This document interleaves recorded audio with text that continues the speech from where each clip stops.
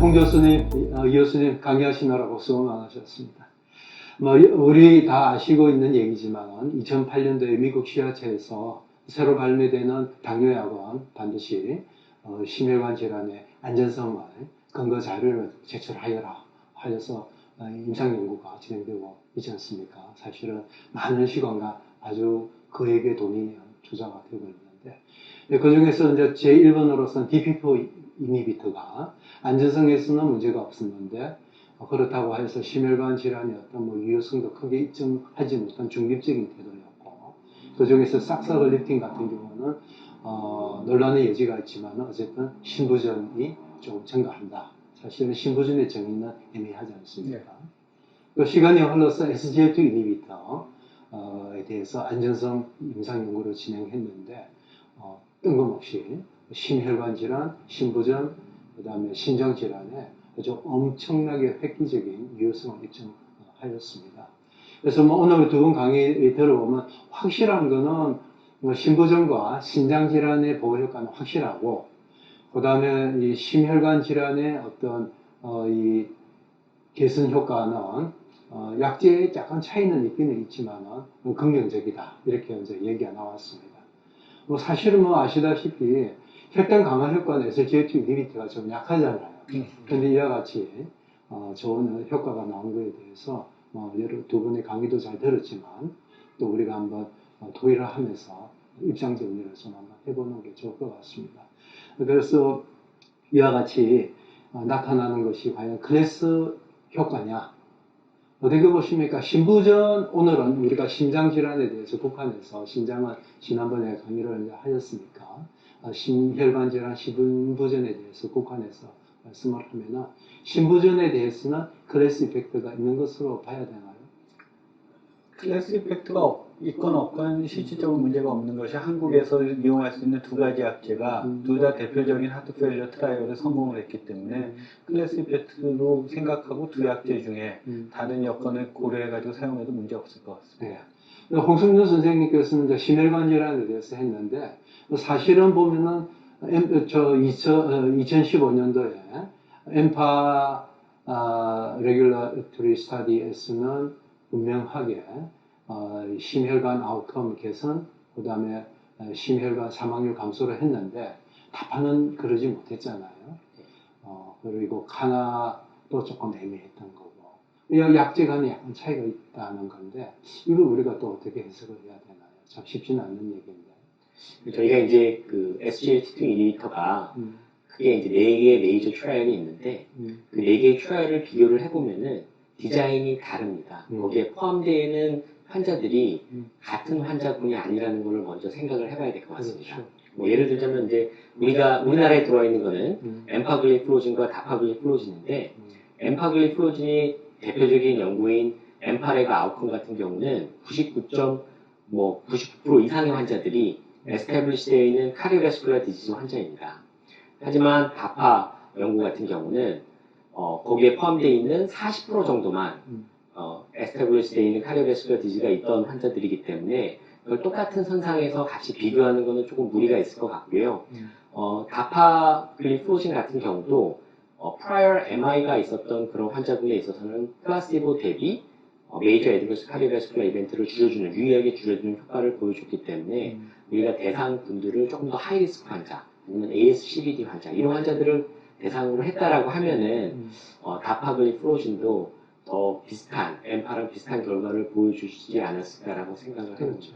임상 연구에서 항상 이게 이제 논란거리가 되는 것이, 나온 결과 가지고서 직접 비교하는 것은 한계가 있다. 네. 이 두 약제를 서로 헤드-투-헤드 컴패리즌을 하지 않는 다음에는 그 임상 연구 디자인이 어떻게 되어 있고 이걸 우리가 어떻게 해석해야 될 건지 생각을 하지 않고 단순히 이 결론적인 얘기 한 두 줄만 읽어 가지고서는 오해의 소지가 많기 때문에 우리가 항상 그와 같은 임상 연구가 가지고 있는 장점과 그 어떤 한계성에 대해서는 충분히 생각을 하는 것이 좋겠다, 이렇게 결론 짓겠습니다. 그리고 이제 이영현 교수님께는 다파 하펠료 같은 경우는 사실 신부전으로 가지고서 당뇨가 있건 없건 이 근거 제시한 최초의 임상 연구지 않습니까? 자, 이것이 결국에는 이번에 수일 전에 엠파 가지고서 또 하펠류 임상 연구. 여기서 하펠류라는 거는 소위 우리가 말하는 수축기 신부전이죠. 이 수축기 이젝션 프랙션 40% 이하인 이와 같은 환자에 있어서 새로운 약제 소개가 된 건데, 뭐 기존에 우리가 수축기 신부전 환자에 있어서 표준치료 라스블로크나 베타 차단제나 미네랄로 코티코이드 안타고니스트나 이와 같은 약제에 추가한 우리가 네 번째 이 약제 카테고리로 생각을 이제 하게 되는데, 사실 진료 현실에 있어서 활용하는 데 있어서는 어떤 장점과 단점이 있을 거라고 생각합니다. 이제 세 가지 약제 말씀하신 세 클래스는 반드시 사용해야 되는 약제고, 이제 네 번째 주자가 엔트레스토로 대표되는 사큐비트릴 복합제 약제가 있고요. 두 번째는 이제 SGLT2 이니비터가 있습니다. 그래서 둘 중에 먼저 어떤 걸 사용할 것이 어느 게 우월한 것인지에 대해서 우리가 보아야 되는데, 실질적으로 인디케이션이 다른 것이 엔트레스토는 아직 이젝션 프랙션 40%까지가 되어 있어서 하프랩 환자에 사용할 수 있고요. 반면 신부전 환자 전체 한 40%가 당뇨가 있기 때문에 아직 SGLT2 이니비터 전체가 한국에서 신부전 자체의 인디케이션을 받는 건 조금 더 시간이 경과되지만, 실질적으로는 40%가 당뇨병을 동반한 신부전 환자에서는 먼저 이 약제를 확고하게 네 번째 약제로 사용할 수 있겠고, 그리고 이제 거기서 필요한 조절이 덜 되는 환자에 대해서 엔트레스를 나중에 사용하는 효과가 될 것으로 생각을 합니다. 뭐 다행스럽게도 이번에 다파 하펠류나 그 다음에 엠파 리듀스드 하펠류나 적지 않은 환자들이 이 RNA, 이 엔트레스토를 사용을 하고 있어요, 보면. 네. 그러함에도 불구하고 좋은 결과가 일단은 뭐 묻혀서 나오는 결과겠지만은 있기 때문에 우리가 병용하면은 상당히 우리가 수축기 신부전 환자에 있어서는 좋은 약제가 되지 않을까. 왜냐하면 SGLT 이니비터는 다른 약제와 다르게 헤모다이나믹 체인지가 그렇게 심하지는 않잖아요. 네. 우리가 이제 이 수축기 신부전 환자의 약제 선택에 있어서 가장 어려운 것 중에 한 가지가 혈압이 낮은 환자에게서 접근성이 용이하지 않는 건데, SGLT 이니비터는 혈압을 조금 감소시키기는 감소시키지만 그렇게 드라마틱한 이펙트가 있는 것은 아니기 때문에 우리 신부전을 보는 입장에 있어서는 하나의 새로운 무기를 하나 확보했다. 그렇게 긍정적으로 이해를 해도 되겠습니다. 그 다음에 이제 이 홍순정 교수님께 한번 말씀드리고 싶은 거는, 우리가 어떤 약제가 이 심혈관 질환 또는 신부전에 있어서 좋은 효과를 얻는다고 할 때 꼭 생각하는 것이 부정맥. 특히 이제 이 심방세동증 관련인데, 아까 뭐 잠깐 말씀도 하셨고, 그리고 당뇨 자체가 또 워낙에 우리가 바스크 스코어에 또 들어가는 것이고, 또 이 신부전, 심혈관 질환과 심방세동증은 서로 뭐 닭이 먼저냐 달걀이 먼저냐 이와 같은 연결고리를 짚고 있는 상황에 있어서 우리가 향후에 어떻게 이 접근을 하는 것이 도움이 될 것 같으세요? 아직까지 이제 그 SGLT2 이니비터를 가지고 이온셋 API를 비교한 그런 프라이머리 엔드포인트나 세컨더리 엔드포인트로 비교한 연구는 없고요. 기존에 나와 있던 엠파레그 아웃컴이나 아니면 디클레어 연구, 아니면 다파 하트페일리어 연구에서 보시면 칸버스 연구도 거기 포함되어 있고요. 그 네 가지 메이저 트라이얼에서 보면은 이온셋 APB 엠파레그 아웃컴에서는 오히려 증가했습니다. 엠파글리플로진을 썼을 때요. 그 나머지 세 개에서는, 특히 다파글리플로진에서는 19% 정도 유의하게 감소하는 그런 결과를 보여줬는데, 이러한 결과가 저는 이 이온셋 API를 제대로 측정하는, 뭐 24시간 뭐 홀터 모니터링을 한다든지, 아니면 뭐 제대로 된 이런 프라이머리나 세컨더리 엔드포인트로서의 위치를 잡을 수 있는 그런 검사를 했다 그러면 모든 연구들에서 아마 유의하게 이온셋 API를 줄여줄 수 있지 않을까라고 저는 조심스럽게 예측을 해봅니다. 그 이유가 SGLT2 이니비터가 심장에 프리로드하고 애프터로드를 줄여주고, 그리고 에너지 메타볼리즘을 개선시켜주고, 뭐 에이파토시스를 줄여주고, 뭐 다양한 부가적인 그러한 메커니즘이 있기 때문에, 그러한 메커니즘을 생각을 해봤을 때 대규모의 연구를 한다 그러면 분명히 SGLT2 이니비터를 썼을 때에는 이온셋 API의 발생을 줄여줄 수 있지 않을까라고 기대를 하고 있습니다. 네. 저도 기대는 합니다. 이현 교수님 혹시 뭐 추가로 뭐 부연하신 말씀 있으세요? 저도 굉장히 효과가 있을 거라고 생각합니다. 에이트리얼 피브릴레이션을 만들어주는 큰 요인 중에 하나가 레프트 에이트리움이 이제 늘어나면서 그 안에 파이브로시스가 조장되는 것인데요.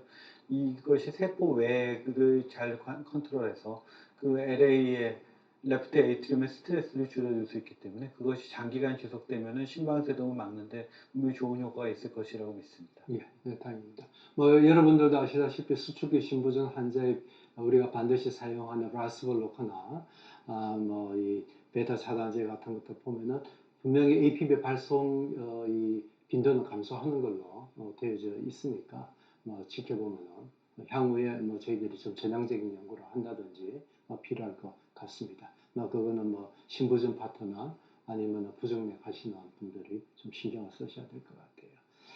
자, 지금 뭐 저희들이 약제였던 새로운 적응증, 그 다음에 기전, 그 다음에 부정맥 관련된 이런 얘기들을 좀 나눴는데, 뭐 그렇다 하더라도 향후에 지금 뭐 임상 연구들이 몇 가지는 진행 중에 있기는 있는데 현재 해결되지 않는 문제점들 어떻게 보십니까? SGLT2 이니비터와 심혈관 및 심부전에 적용을 해야 되는데 좀 더 추가적인 자료가 필요하다. 향후 우리가 연구해 나가야 될 과제가 뭐가 있을까요? 저는 이제 하프 펩이라고 때는 이제션 프랙션 보존되어 있지만 정말 신부전의 증상을 느끼는 환자에서 이 약이 큰 도움이 되지 않을까 생각을 합니다. 그분들한테 사실 지금 쓸 수 있는 무기가 별로 없고 아주 마지널한 이펙트를 보이고 있었던 게 이제 스피롤락톤이어서 이제 그거 하나를 사용하는데요. 그분들이 되게 뚱뚱하고 당뇨병이 많기 때문에 그 환자에서 이제 체중을 감소시키고 혈당을 조절할 수 있는 장점이 있는 SGLT2 이니비터가 효과가 있을 가능성은 충분하고 그래서 향후 그 부분에 대한 연구가 진행되면 좋을 것 같습니다. 이미 엠파글리프로진이 두 가지 연구, 지금 요번에 나온 것이 이제 엠페라의 하프랩 연구였고요. 2021년에 이제 하프펩 연구의 결과가 나오면은 첫 번째 포지티브 데이터를 보이는 하프펩 스터디가 되지 않을까 하고 상당한 기대를 가지고 보고 있습니다. 예. 뭐 이게 되게 임상 연구가 보면은 리스크 팩터가 별로 없는 환자, 그 다음에 하이 리스크 그룹인 환자들, 그 다음에 이제 어큐트 코로나리 신드롬, 그 다음에는 이 신부전, 그 다음에는 이제 콩팥으로 넘어가고 있어서 사실 이 약제가 지금 현재 기준으로는 EGFR이 뭐 한 60 미만이라든지 너무 낮은 환자는 사용하지 못하게 되어 있는데 또 연세가 많은 고령의 심혈관 질환자들은 벌써 EGFR이 60 밑으로 떨어가는 게 워낙 많은 변수이기 때문에 이 문제가 좀 해결이 되면은 저희들이 고령이면서 적당한 심혈관 질환이나 심부전을 가지고 있으면서도 신장 질환이 가지고 있는 환자들한테 좀 사용을 그 폭을 넓힐 수 있는 그와 같은 시간이 빨리 왔으면 좋겠습니다. 마지막으로 오늘 수고하셨는데 이거 한마디 꼭 내가 마무리하는데 시간을 사용을 해야 되겠다에 대해서 홍순준 교수님 마지막 키워드 하나 말씀해 주시죠. 저는 이게 기존의 당뇨약들을 쭉 보시면은 다 인슐린의 시크리션을 증가시킨다든지 아니면 인슐린의 센시티비티를 개선한다든지 인슐린 관련된 메커니즘을 많이 사용을 해서 혈당을 좀 개선을 했는데 이 SGLT2 이니비터는 이 판크레아스를 건드리지 않고 어떻게 당을 좀 조절하는 좀 새로운 메커니즘입니다. 그래서 그 SGLT2 이니비터를 통해서 또 부가적인 이런 플레이오트로픽한 이펙트들이 하나씩 나오고 있기 때문에 향후 이제 하트페일리어 환자들뿐만이 아니라 동맥경화의 진행 아니면 다른 리피드 프로파일의 영향 이런 부분에 있어서도 조금 더 연구들이 진행이 되면은 좀 저희한테 유익한 좀 더 그런 데이터들을 제공할 수 있지 않을까 생각을 합니다. 이행 교수님께서 추가로 정리해 주십시오.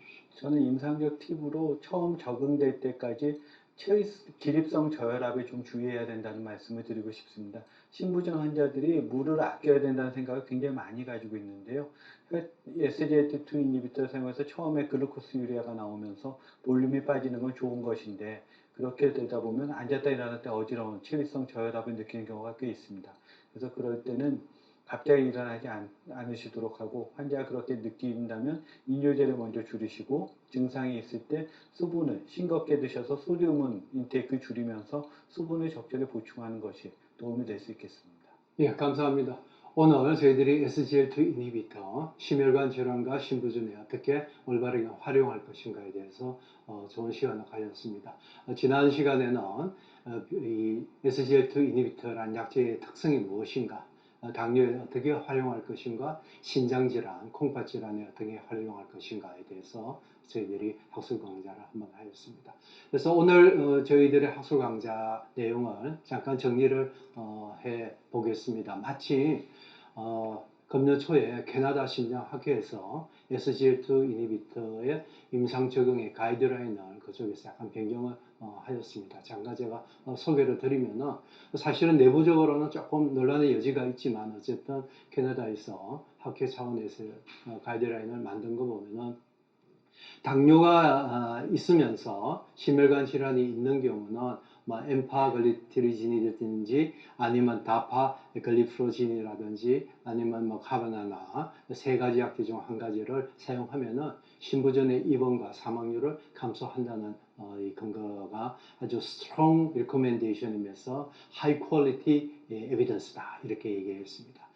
두 번째는 당뇨가 있으면서 심혈관 이 고위험군인 경우는 50세 이상인 경우는 다파글리프로진이 이 신부전의 입원 감소 효과가 있다 이렇게 이제 얘기를 하였습니다.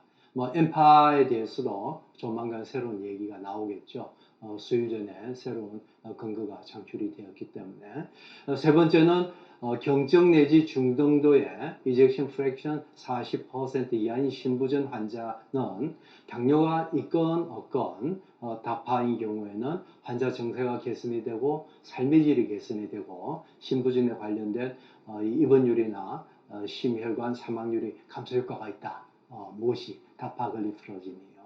물론 엠파도 조만간에 등록되지 않을까 싶습니다. 단지 여기 신부전에 있어서는 당뇨가 있는 환자는 이거는 strong recommendation이고 당뇨가 없는 경우는 conditional recommendation 이렇게 단서를 붙이긴 하였습니다. 그렇지만 두 개 다 모두 high quality evidence다. 왜냐하면 이 정도의 막대한 이 대규모 국제 임상 연구의 데이터는 우리가 부정을 할 수 없는 것이기 때문이다. 그래서 여러분들 오늘 장시간 경청해 주셔서 감사드리면서 오늘 저희들이 토의한 내용을 기반으로 하여서 진료에 활용하시는데 도움이 되기를 바라겠습니다. 여러분 경청해 주셔서 감사합니다.